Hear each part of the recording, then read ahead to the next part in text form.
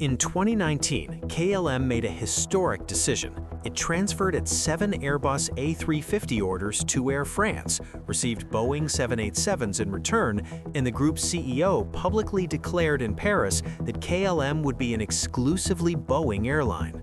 4 years later, in September 2023, KLM ordered Airbus A350s again. This reversal was not by accident. Something far larger and more powerful was happening, and nobody was talking about it. Aviate has reached 20,000 subscribers passionate about aviation. Our sincere thanks for your support. And if you're new here, subscribe to the channel and turn on notifications. KLM was founded in 1919. It is the world's oldest commercial airline still operating under its original name. Over 100 years of uninterrupted history. For the Dutch, KLM is not a company, it is national heritage. And for decades, that identity was deeply tied to Boeing. KLM was one of the first operators of the 747. When Air France and KLM merged in 2004, the aviation world expected an absorption, that the larger would swallow the smaller, that Paris would simply take over Amsterdam. That's not what happened. The structure created was a holding company, a parent entity positioned above the two independent operators. Each would keep its brand, its routes, its staff, and, crucially, its own fleet of aircraft. Air France operated predominantly Airbus on short and medium haul, and a mix of Airbus and Boeing on long haul. KLM flew essentially 90% Boeing on its intercontinental routes. That was the agreement that kept the peace between the two capitals. It was the visible proof that the merger respected each airline's identity. For KLM, keeping Boeing aircraft wasn't just a technical choice, it was a political statement. We are Dutch. We operate our way, with our aircraft. For 15 years, it worked, at least on the surface. But beneath that supposed harmony, there was a tension that never truly disappeared. In June 2013, KLM did something few expected. It ordered 7 Airbus A350-900s. At the same time, the group formalized a joint order, 25 A350s for Air France, 25 Boeing 787-9s for KLM. It was a clear signal that the boundaries between fleets could be negotiated when the numbers made sense. Context matters. Boeing had a serious problem at that moment. The 787 Dreamliner program was suffering historic delays, more than 3 years behind the original delivery schedule, lithium battery issues that forced a global fleet retrofit, and development costs that exceeded $32 billion. The program was promising more than it could deliver at the right speed. KLM, which needed to renew its long-haul aircraft, was exposed to that uncertainty. The A350 seemed a reasonable alternative. Airbus was developing it with a more solid timeline, comparable technology, and there was a group logic. If Air France was receiving A350s, why not build a common maintenance and training platform? Until something changed in the group's internal negotiations. In June 2019, the group announced that KLM would not receive any of the A350s ordered in 2013. The 7 orders were simply transferred to Air France. In return, KLM received additional Boeing 787s, the aircraft Air France had ordered, but which would now pass to the Dutch fleet. It was a swap, a reallocation of assets within the group. But what followed was more significant than the swap itself. In November 2019, CEO Ben Smith, a Canadian executive chosen in 2018 precisely because he was a neutral figure with no historical ties to France or the Netherlands, took the stage at Air France's Investor Day in Paris and made a declaration that nobody expected with that degree of clarity. In the near future, KLM would use only the 777 and the 787 as its long-haul fleet, retiring its remaining 13 Airbus A330s. KLM would be an exclusively Boeing airline on long-haul, unprecedented among Europe's major carriers. For Amsterdam, it was an identity victory. KLM was keeping its historic loyalty to Boeing. Its maintenance engineers, part of one of Europe's largest MRO operations, would keep working with platforms they had known for decades. For Paris, it was a strategic concession, for now. Today, KLM operates 28 Boeing 787 Dreamliners, 13 of the 9 variant, and 15 of the 10, the longest in the family, plus 31 Boeing 777s. It was exactly the future Ben Smith had described in 2019, all Boeing on long haul. Until August 2023, when reports still indicated that KLM would likely expand its 787 fleet further. That's what Amsterdam wanted. Then came 2022, and the world changed in a way that no fleet planning had anticipated. Russia invaded Ukraine. In response to Western sanctions, Moscow closed its airspace to airlines from countries that had supported the restrictions.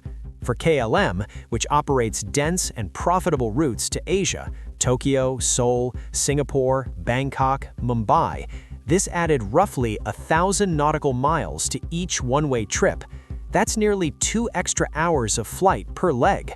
More fuel burned, higher operating cost per flight, crews arriving more fatigued at their destinations. Suddenly, an aircraft with greater range and better fuel efficiency stopped being a fleet planner's wish. It became a concrete and urgent operational necessity. In September 2023, weeks after the last report still betting on a 787 expansion, the Air France-KLM group announced 50 firm Airbus A350s plus 40 purchase options to be allocated between Air France and KLM according to local market and regulatory conditions. Estimated value, $16 billion at list price. The 787 was completely ruled out as an option for long-haul fleet renewal. CEO Ben Smith explained the decision with 3 arguments: range, price, and availability. Range. The A350-900 has between 1,800 and 2,200 nautical miles more autonomy than the 787-10 in comparable configurations. The list price of an A350-900 is approximately $20 million less than the 787-10. On 50 firm aircraft, the estimated savings reach $1 billion. Including the 40 additional options, the difference could exceed $2 billion. Airbus, during the same period, was delivering A350s consistently and accelerating its production rate. Anyone needing urgent fleet renewal knew where to look. 3 solid arguments, 3 operationally defensible arguments. But here is the question industry analysts ask in hushed tones, and that nobody at the group will answer publicly. Were those 3 factors truly the cause of the decision, or were they the convenient justification for something that had already been decided for entirely different reasons? The French state holds 28% of the Air France-KLM group. It is the largest individual shareholder with real influence over long-term strategic decisions. No company with that shareholder structure makes a $16 billion fleet decision without its largest shareholder having a very clear opinion on the outcome. Airbus is headquartered in Toulouse, in southern France. Its aircraft are designed, assembled, and delivered with predominantly French labor. The A350 program represents tens of thousands of direct industrial jobs on French soil. Airbus is simultaneously a private company and an instrument of French state industrial policy, and the French state is the largest shareholder of the group that just signed a $16 billion contract with Airbus. That doesn't mean the operational arguments are false. They are real, but they arrived at the right moment. Conveniently right. And there is still the Schiphol layer, which most international analyses do not connect directly to this deal.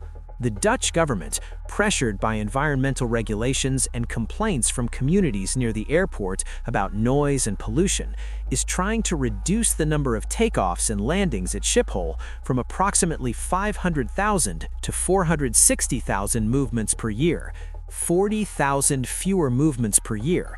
For KLM, which uses Schiphol as its only main hub, that is an existential constraint that forces a very specific logic. If you fly less often, each flight needs to carry more passengers.